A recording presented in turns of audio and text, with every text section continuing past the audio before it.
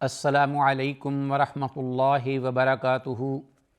الحمد للہ الذی لم یزل عالما قدیرا سمیعا بصیرا، والصلاة والسلام علی من ارسل شاہدا ومبشرا ونذیرا، اما بعد فاعوذ باللہ السمیع العلیم من الشیطان الرجیم من ہمزہ ونفخہ ونفثہ، بسم اللہ الرحمن الرحیم۔ فبشر عباد الذین یستمعون القول فیتبعون احسنہ،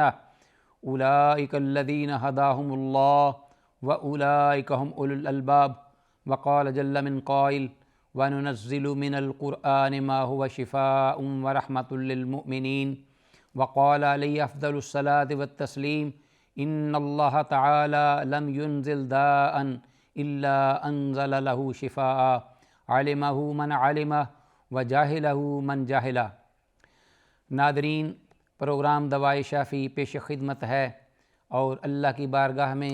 دعا ہے کہ اللہ تعالیٰ اس پروگرام کو ہم سب کے لیے دین اور دنیا ہر اعتبار سے منفعت بخش بنائے، اور پھر جو کچھ بھی کتاب اللہ سنت رسول اللہ صلی اللہ علیہ وسلم کی تعلیمات کی روشنی میں سنا جائے، سمجھا جائے، اس پر نہ صرف عمل کرنے کی اللہ توفیق دے، بلکہ اپنے دیگر اہل اسلام بھائیوں تک بھی اس پیغام کو ہمیں پہنچانے کی اور حق ادا کرنے کی توفیق عطا فرمائے۔ اللہم ارنا الحق حقا وارزقنا اتباعہ، وارنا الباطل باطلا وارنا الباطل باطلا وارزقنا اجتنابہ، آمین یا الہ العالمین۔ ناظرین، آج کی اس پروگرام میں ہونے والی گفتگو کا موضوع وہ گزشتہ پروگرام میں ذکر کردہ اللہ پاک کی وہ آیت مبارکہ قرآن حکیم میں موجود ہے، سورہ المؤمنون کی آیت نمبر 57 تا 61، یعنی 57 تا 61، جو کہ ابن القیم رحمہ اللہ نے ذکر کی ہے اس حوالے سے کہ وہ لوگ اللہ کی رحمت کے امیدوار ہیں کہ جن کے عمل کے ساتھ خوف بھی ہو، اللہ کا ڈر، اور پھر اس خوف کے ساتھ امید بھی ہو کہ اللہ ہمارے اس عمل کو شرف قبولیت سے نوازے۔ پھر یہ ہے کہ اس خوف اور امید کا جو ملا جلا ایک تاثر ہے، وہی اہل سنت والجماعہ کے ہاں صحیح درست قابل قبول عمل ہے اور ایمان ہے۔ جیسا کہ حضرت عمر بن خطاب رضی اللہ عنہ کے حوالے سے یہ بات کہی جاتی ہے کہ جب ان سے کہا گیا، انہوں نے کہا کہ الرجاء الایمان بین الرجاء والخوف،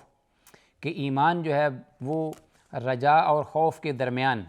اگر کوئی مجھے یہ میرے بارے میں کہہ دے، جس طرح آگے حضرت حذیفہ رضی اللہ تعالیٰ عنہ کے حوالے سے وہ حدیث بھی آ رہی ہے، ہم اس کو ذکر کریں گے، لیکن ایک یہ بھی بات منقول کی جاتی ہے ان کے حوالے سے کہ کوئی کہے کہ ساری دنیا جو ہے وہ جہنم میں جائے گی اور ایک صرف فرد واحد ہوگا کہ جس کو اللہ معاف کریں گے، تو حضرت عمر رضی اللہ عنہ نے فرمایا کہ میں اللہ کی رحمت سے پر امید ہوں کہ اللہ مجھے ہی وہ شخص بنا دے کہ جو کہ صرف ایک اللہ کی رحمت کا حقدار ہوگا اور کامیاب ہوگا۔ اور اگر کوئی یہ ان کے سامنے کہتا کہ سارے لوگ جو ہیں وہ جنتی ہیں اور ایک جو ہے وہ صرف ناکام ہے، تو میں اللہ کی بارگاہ میں سے بات سے خوف زدہ ہوں کہ کہیں وہ شخص میں نہ ہوں کہ میں ہی پکڑا جاؤں اکیلا اور مجھے وہاں وہ پریشانی اٹھانی پڑے ناکامی کی۔ تو ناظرین، یہ ایک جو ہے رویہ اور طرز عمل ایک صاحب ایمان کا اپنے اللہ کی ذات کے بارے میں، یہ اس کے ایمان کے اور نیک عمل کے صالح ہونے کی ایک علامت ہے کہ وہ اللہ سے خوف بھی کرے اور پھر اللہ سے پر امید بھی ہو۔ اب دیکھو، جب حضرت جبریل الامین نے آ کر رسول اللہ صلی اللہ علیہ وسلم سے پوچھا، جہاں تک دیگر سوالات بھی تھے کہ اخبرنی عن الایمان، اخبرنی عن الاسلام و اخبرنی عن الاحسان، رسول اللہ صلی اللہ علیہ وسلم نے جواب دیا صحابہ اکرام رضوان اللہ علیہم اجمعین کی موجودگی میں۔ حضرت دحیہ کلبی رضی اللہ تعالیٰ عنہ کی صورت میں وہ حضرت جبریل الامین موجود تھے محفل محمدیہ صلی اللہ علیہ وسلم میں، اور کسی صحابہ کو میں سے کسی کو یہ پتہ نہ چل سکا کہ یہ آنے والے اجنبی کوئی مسافر ہیں یا کہ جبریل الامین ہیں۔ بہرحال بعد میں رسول اللہ صلی اللہ علیہ وسلم نے یہ بات انہیں بتلائی۔ حضرت جبریل الامین نے خاص طور پر اسلام اور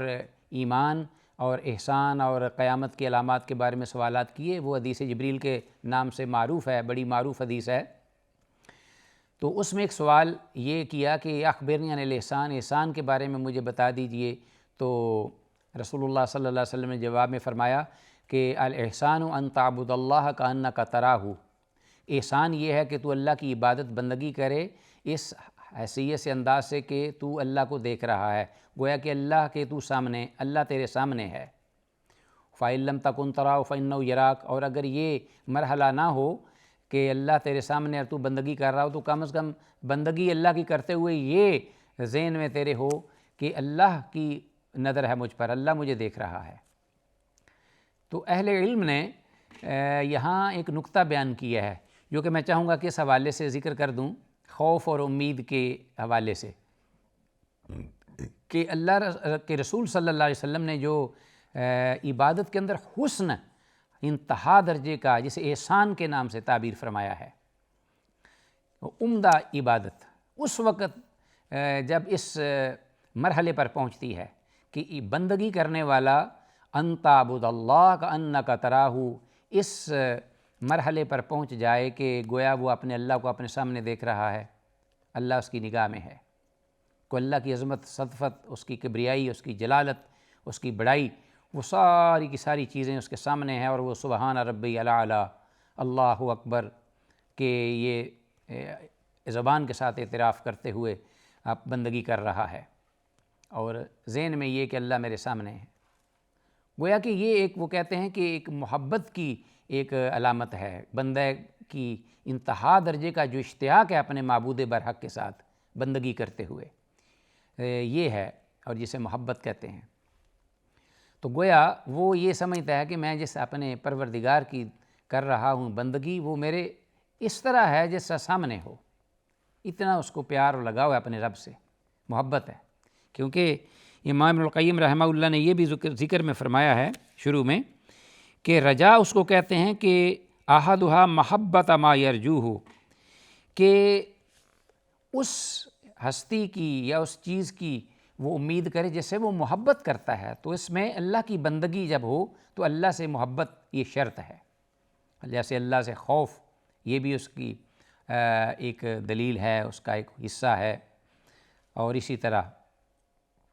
اس چیز سے بھی وہ ڈرتا ہو کہ کہیں یہ چیز مجھ سے چھن نہ جائے۔ اب دوسرا جو مرحلہ ہے وہ یہ ہے کہ اگر یہ مرحلہ نہیں محبت کا تو پھر خوف کا مرحلہ آ جاتا ہے۔ فَإِن لَمْ تَكُنْ تَرَاهُ فَإِنَّهُ يَرَاكَ، اگر اس مرحلے تک تیری محبت، تیری عبادت بندگی نہیں پہنچی تو پھر ذہن میں یہ رکھ، اس بندگی کے اس مرحلے پر تو آنا ہی چاہیے انسان کو، ہر انسان کو، کہ دیکھنا تو اللہ کے سامنے کھڑا ہے اور اللہ کی تجھ پہ نگاہ ہے، اللہ تجھے دیکھ رہا ہے تو کیا کر رہا ہے، اللہ تجھے دیکھ رہا ہے کہ تو کیا سوچ رہا ہے، جانتا ہے، وہ علیم بذات الصدور ہے۔ وَنَحْنُ أَقْرَبُ إِلَيْهِ مِنْ حَبْلِ الْوَرِيدِ، وہ رگ حیات سے بھی قریب ہے۔ تو اس میں ایک تھوڑا سا بندے اور معبود کے درمیان خوف کا معاملہ عنصر ہے اس انداز میں۔ تو اہل علم نے تو یہاں تک کہ نکات باریک بیان کیے ہیں، ان احادیث کے اندر جو گہرائیاں ہیں یا حکمتیں ہیں، انسان جتنا زیادہ غور و خوض کرے گا تو اسے حکمت کے موتی ملتے چلے جائیں گے۔ تو بہرحال ناظرین، بیان میں یہ کر رہا تھا کہ امام القیم رحمہ اللہ نے یہ آیت مبارکہ جب جو ذکر کیا ہے اس پر، جامع ترمذی میں حضرت عائشہ ام المومنین رضی اللہ تعالیٰ عنہ سے یہ مروی ہے کہ انہوں نے رسول اللہ صلی اللہ علیہ وسلم سے یہ سوال کیا اس آیت مبارکہ کی تفسیر کے بارے میں۔ وقد روى الترمذي في جامعه عن عائشة رضی اللہ تعالیٰ عنہ قالت، حضرت عائشہ رضی اللہ عنہ کہتی ہیں، سألت رسول اللہ صلی اللہ علیہ وسلم عن هذه الآیہ، میں نے پوچھا اللہ کے رسول صلی اللہ علیہ وسلم سے اس آیت مبارکہ کے بارے میں۔ تو میں چاہوں گا کہ آیت ایک دفعہ پھر آپ کے سامنے پڑھ دی جائے کہ اللہ رب العالمین نے فرمایا سورہ المومنون میں کہ ان الذین هم من خشیۃ ربہم مشفقون، بے شک وہ لوگ جو اپنے پروردگار سے کے خوف سے ڈرتے ہیں، من خشیۃ ربہم مشفقون، ڈرنے والے ہیں، ڈرتے ہیں، والذین هم بآیات ربہم یؤمنون، اور وہ صاحب ایمان جو کہ اپنے پروردگار کی آیات پر ایمان بھی رکھتے ہیں، والذین ہم بربہم لا یشرکون، اور وہ اللہ کی اپنے پروردگار کے ساتھ شرک بھی نہیں کرتے، والذین یؤمنون ما آتوا وقلوبہم وجلہ، اور وہ لوگ جو عطا کرتے ہیں اللہ کے راستے میں جو اللہ نے ان کو عطا کیا اللہ کے عطا کردہ مال سے، وقلوبہم وجلۃ، اور اس حال میں جب وہ خرچ کرتے ہیں تو ان کے دل خوف زدہ ہوتے ہیں، بے خوف نہیں ہو جاتے کہ ہم نے بس جی خرچ کر لیا اور ہم بڑے صاحب باعمل ہو گئے اور ہم بڑے اللہ کے ہاں محبوب برگزیدہ ہو گئے، جنت تو ہمارے لیے ہے اور کس کے لیے ہو سکتی ہے، ہمیں اس کا اجر تو ملے گئی۔ بے خوف نہیں ہوتے، ان کے دل خوف زدہ ہیں کہ ہمارا یہ عمل قبول بھی ہوا ہے کہ نہیں۔ انہم الی ربہم راجعون، اور اس خوف سے کہ ہم اپنے رب کی بارگاہ میں بھی حاضر ہونے والے ہیں، لوٹنے والے ہیں۔ اولئک یسارعون فی الخیرات، یہی وہ لوگ ہیں جو کہ جلدی کرتے ہیں نیکی اور بھلائی کے کاموں میں۔ اللہ تعالیٰ نے ان صفتوں کا ذکر کیا، اس کے بعد فرمایا کہ یہ لوگ ہمیشہ نیکی کے خواہاں ہیں اور چاہتے ہیں کہ ہم نیکی ہی کے عمل سر انجام دیں، موقع تلاش کرتے ہیں، اور جو ہی انہیں کوئی موقع میسر آتا ہے تو وہ پھر نیکی کا عمل کر گزرتے ہیں اور بالکل پیچھے نہیں رہتے۔ وہم لہا سابقون، اس میں وہ سبقت لے جانے والے۔ تو یہ ہے مسابقہ، یعنی ہم مسابقہ جو دنیاوی دوڑ میں آگے نکلنے کے لیے کرتے ہیں، اپنی عمارتیں بنانے میں، اپنے لباس کو زیب تن کرنے میں، اپنے گھروں کو خوبصورت اور آرائش کرنے میں، اور پھر اسی طرح دنیاوی نمود و نمائش میں، یہ سب دھوکہ فریب اور ملمہ سازی ہے، کھیل تماشا ہے۔ رب العالمین نے اس کو بس صرف ایک دھوکے کا سامان، وما متاع الحیات الدنیا الا متاع الغرور، یہ کہا ہے۔ تو یہ ایک بارش کی طرح کہ اس کے بعد کھیتی لہلاتی ہے اور تھوڑی دیر بعد پھر وہ چرمر ہو کر بوسیدہ ہو کر پھر وہ مٹی میں مکس ہو جاتی ہے، اس کی حیثیت یہ ہے۔ لیکن میرے بھائیوں، وہ عمل جو اللہ کی رضا کے لیے ایمان کے ساتھ اور نیک صحیح عقائد کے ساتھ سر انجام دیا جاتا ہے،